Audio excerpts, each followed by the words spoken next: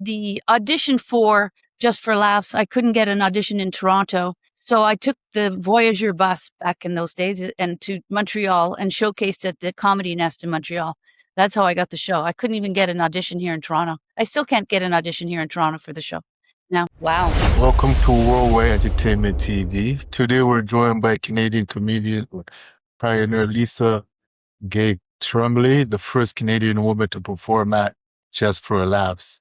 Her career has taken her from Ottawa and Toronto's Yuk Yuk's circuit to American television and stages alongside some of entertainment's biggest names.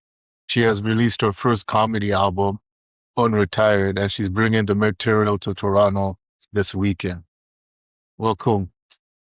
Well, thank you. So you recorded an album a few years ago, but ultimately decided it wasn't good enough to release. What did you hear in that recording that told you this isn't my best work? What did you have to rebuild before Unretired was ready? It was, I hadn't been working on the road that much, and I just didn't feel like my comedy was sharp enough. I didn't feel like the timing was, I wanted it to be perfect. So before I recorded it this time, I went back out on the road for a few months, worked every week, worked on new material and put it together. So I was very happy with this one, how it turned out. And I'm so glad I didn't release the last one because it was good, but it wasn't great. This one's great. So was shelving the album harder than starting over? Well, I never quit altogether. I would work a little bit here and there, but it was good I had an end goal. So when I went on the road, I had an end goal those few months that at the end of the tour that I would record this album. So it gave me, a schedule and a timeline. And then to release it, I wanted to release it on Canada Day. So that was, it made everything real and put some pressure on me to get it done. When you began, people openly told you they didn't think women comedians were funny. Decades later, you encountered people warning that the industry wouldn't be interested in a 67-year-old woman. Has the gatekeeping actually changed, or has the language around it just become more polite? I think that's a very nice way of putting it. The language around it is probably a little more polite. It's, it's still, there are still people out there who will say, "Oh, women comics aren't funny." I mean, in clubs, owners and we don't like that, but not nearly as much as they used to. But that prejudice is still there. But they would never come out and say, "Oh, I don't think black guys are funny," or Asian women. It's still acceptable, more or less, to discriminate against women in this field. Yeah, there's plenty of funny women, actually. Plenty of fun, yes, and so many now, so many great comedians out there. I mean, there are a lot of really talented women who are out there working. So what did you understand about surviving rejection then that younger Lisa-Gay didn't know? Well, it was different when I was younger because if I didn't work, I didn't eat. So, I never had another job. When I started stand-up full-time, I didn't take an extra job. I think a couple of times I worked as a waitress in the morning, but by and large, I didn't have another job. So it was really important that I be working. And I think when you're 25, 30, you're younger, somebody says something to you, doesn't matter. I always took it to heart, even though they were idiots. And now I listen to the criticism. Sometimes people have good comments and, I'll take that in, but I don't take everything to heart anymore. Yeah. And also I can eat if I lose a job. My husband has a job, so I can still eat. Okay, that's different too. You became the first Canadian woman to perform at Just for Laughs at a time when you were also the only woman regularly headlining in Canada. What does the official milestone leave out about you that you had to endure just to reach that stage? Wow. I'm not sure. I mean, it was pretty straightforward, the audition for Just for Laughs, I couldn't get an audition in Toronto. So I took the Voyageur bus back in those days and to Montreal and showcased at the Comedy Nest in Montreal. That's how I got the show. I couldn't even get an audition here in Toronto. I still can't get an audition here in Toronto for the show now. Why is that? What do you think? I don't know. You have to ask. I don't know. You'd have to ask them, but maybe next year. So did you understand at the time that you were making Canadian comedy history? I think I did, but I was so excited to be part of it that, and back in the day when you did the Montreal Comedy Festival, it was a huge deal. I mean, it was something else. It was so much fun, and I had a big gala, and plus, a couple of smaller clubs, the Club Soda, but it was great. It was very exciting. Is there a particular moment when the boys club finally had to acknowledge that you belonged? Um, I think this time around they're being nicer to me Yeah. because I'm still here. A lot of people, after a while, people quit. It's hard. It's not an easy life. So I'm still here. I'm still doing it, and I still love when I'm on stage. I'm working tonight, tomorrow, and Saturday, and I love, love, love, love it. Every second getting on stage. I can't wait to get on stage and make people laugh. Call this your sharpest material. What can you say on stage now with 4 decades of life behind you that you couldn't have written or delivered in your 20s? Well, I do a lot of race material now because I'm married to a brown guy. Yeah, So I feel that I can make those jokes because it's my life. And I would have never made those jokes before because, probably wouldn't have been appropriate. And it wasn't the life I was living. This is the life I'm living now. So those are the jokes I do. And I do a lot more sort of racially charged jokes. has getting older made you funnier or simply less concerned with who approves? Oh, I think it makes me funnier. You live life, you see things, you, I do jokes now about dying and obituaries. And, I'm 67. I have friends who are dying. Make jokes about going to the doctors all the time. You're a certain age, that's your new hobby, going to the Yeah. doctors. So life changes, but you have a lot more to look back on and to make fun of. You've said you no longer compare yourself to anybody else. How does comedy change when you're performing from experience instead of performing for validation?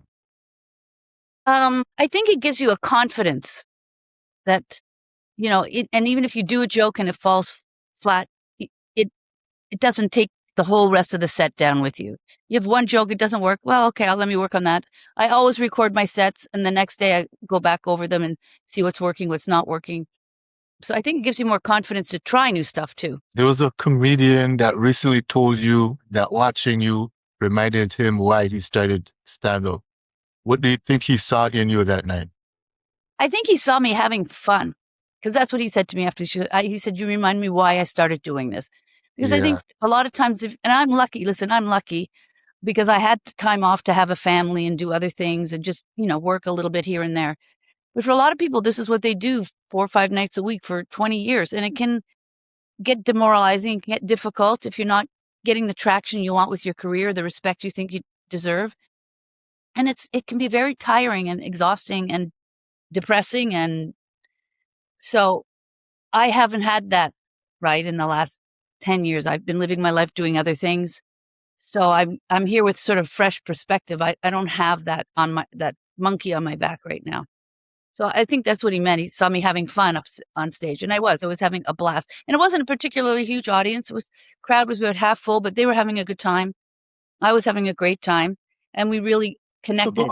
Yeah, it was great. about 30% of unretired grew out of crowd work, something that was discouraged when you first started.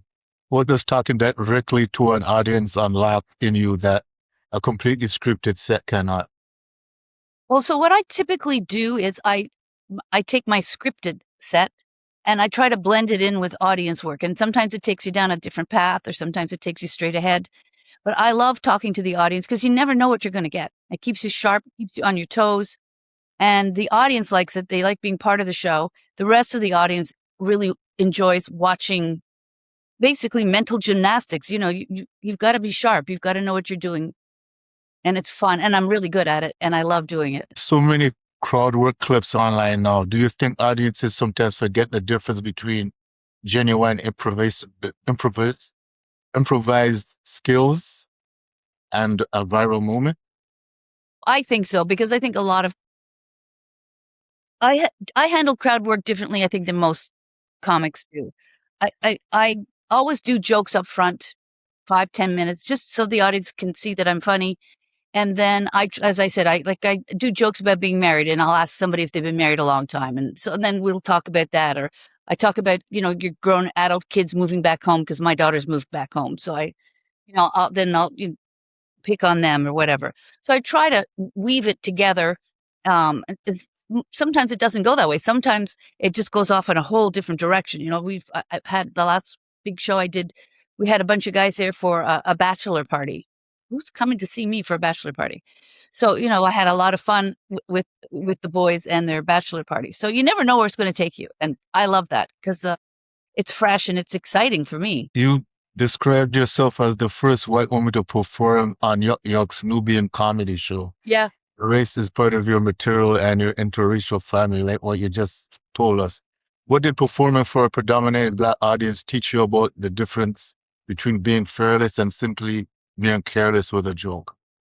Well, I think, I went up, I watched the Nubian show. Kenny is a dear friend, and he's been doing that for 25, 30 years, a long time.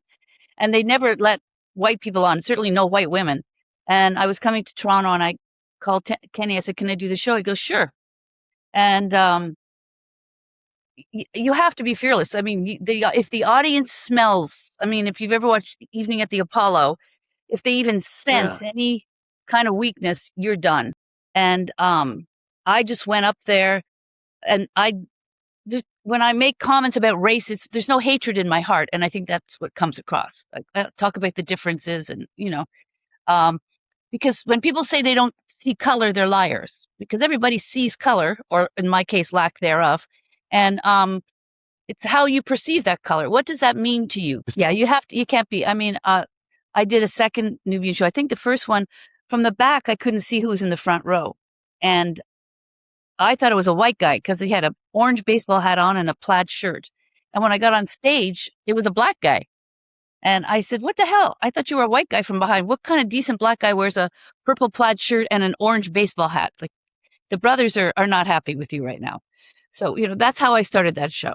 And we went from there. Yeah.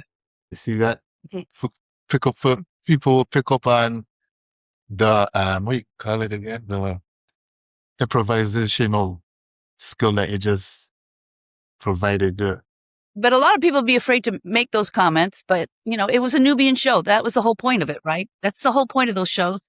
So do audiences respond differently when they recognize that the joke comes from your real life? I think so, but all my jokes come from my real life. Like my whole sets. And that's, I think that, sometimes young comics will talk to me and ask for advice. And I always say the same thing: be you, talk about your life, because nobody else has your life. So who decides whether a comedian has earned the permission to tell a particular joke? I don't think anybody has that right. Like I said, I think people are so touchy about, race, gender, trans, all the topics that are all very touchy right now. You should be able to talk about it. I talk about buying my mother an urn for her birthday, because she's 89. Well, is that offensive? Well, maybe. To some people, could be considered offensive, I do jokes about my house smelling like curry. Well, my house smells like curry, so you go ahead and be offended, but then you're offended by me, but that's my life, and I get to talk about my life. If you don't like it, I'm sorry, but. So you spent roughly a decade in municipal politics in Los Angeles. Which room had tougher hecklers, the comedy club or city council? Well, city council has no sense of humor, by the way, like zero sense of humor. Yeah. And people like to hear themselves talk. People drone. This is on and on and on. You just want to go, just get to the point. Like, and some boards that I sit on, they know now that we have a meeting. I still sit on 2 boards and for the city. And the guy who runs the meeting is a slow talker. Like, he takes so long to get. And now I used to be polite. Now I'm like, I have somewhere to be. Could we just, the agenda's short. We should be able to knock this thing out in 15 minutes. Let's go. Because they just won't shut up. They just love to talk. So did the politics make your comedy sharper, or did comedy make you better prepared for politics? I think comedy made me better for politics because I knew how to get to the point. I knew what to say. I would always throw some sort of humor in there if things were, getting tense. Um, I think comedy really helped me in Yeah. politics and public speaking. A lot of people are afraid to talk in public, and that was second nature to me. You've worked around performers such as Jerry Seinfeld and Rodney Dangerfield, who approach the stage differently. What did being close to those performers teach you about the discipline behind appearing effortless? Well, Jerry Seinfeld, when I worked with him a lot. He Yeah, used to, when I was living in New York, and my manager, I guess, was friends with his manager, so we would work some of the big clubs in New Jersey and that kind of thing. And Jerry was always very polite, but he kept to himself. He had a yellow legal pad, and he would sit in the office, or not usually even backstage, like it's somewhere even more quiet, not the green room, or if it didn't have a proper dressing room, he'd be in the office with his notepad going over his notes and writing. Everything was handwritten. He was very, very focused. Um, Rodney was more gregarious, at least to me. I mean, very chatty and, nice, but a completely different energy on stage. I mean, Rodney was bigger than life. He's just a big personality. Jerry's much more inward and, he's not as physical. He's much more of a cerebral kind of comic. Both are very talented and funny and do their own thing. what did Seinfeld's yellow legal pad teach you about how seriously great comedians treat individual words? Well, I have my sets, written out like before every show. I have it typed up, and I don't talk to people before I go on stage.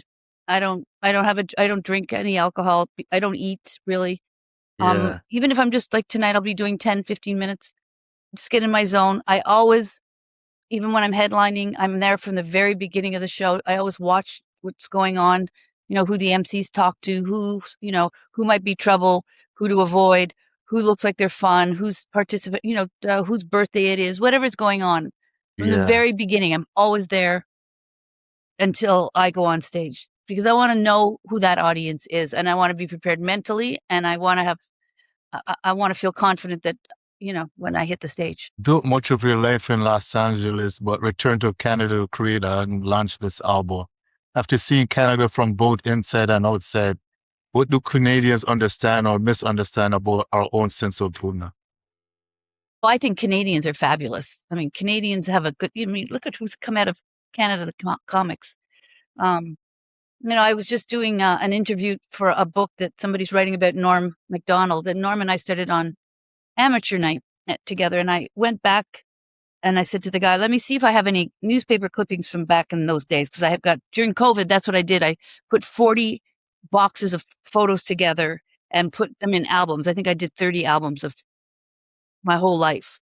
And sure enough, I found one newspaper clip from Ottawa, and it said, "Stars to watch out for upcoming comedians to watch out for on amateur night at Yuck Yucks Ottawa: Norm Macdonald, Jeremy Hotz, Lee McCann."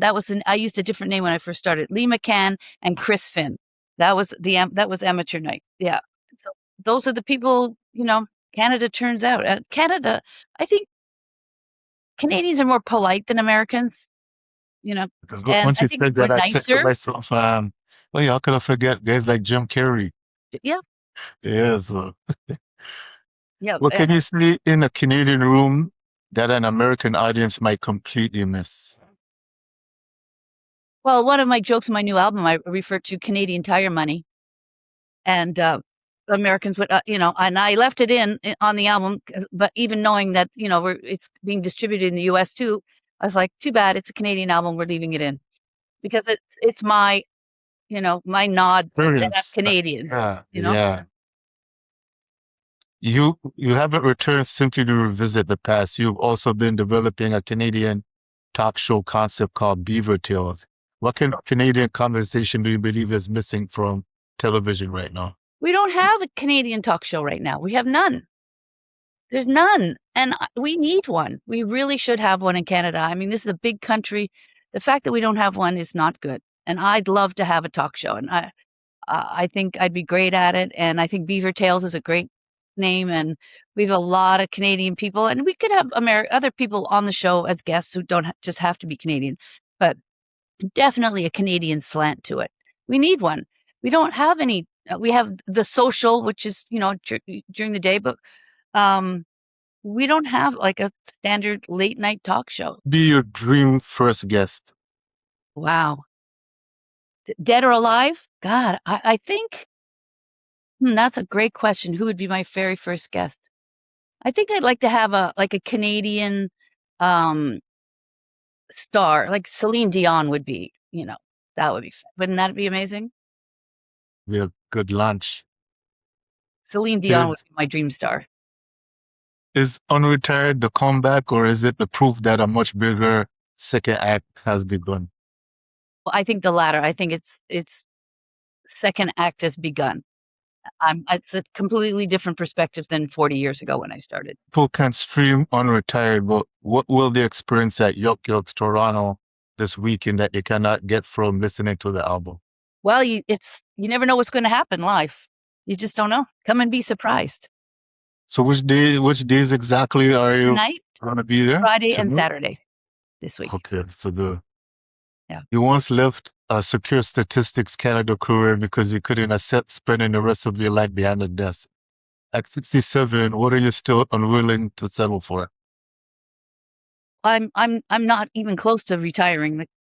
I would like this album to win a Juno. That's what I would really like. I think it's good enough, and I'd like to do that. I'd like to have a talk show, and I'd like to be living back in Canada more often than not. Lasting words or a joke for the audience?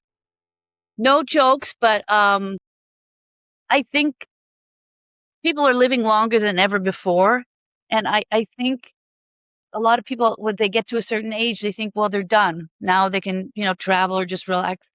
I think I'm looking forward to doing the opposite of that. I'm looking forward to doing what it is I love to do. And that's what I would encourage people to do at any age, is to do what they love to do, because it changes your mental health. It changes your physical health, I think. And I think the world's a better place when everybody's in their own lane doing what they love to do. Well said. And thank you for telling your story with us. Well, thanks for having me. It was my pleasure. Thanks for watching Worldwide Entertainment TV. Don't forget to subscribe and watch more videos right here.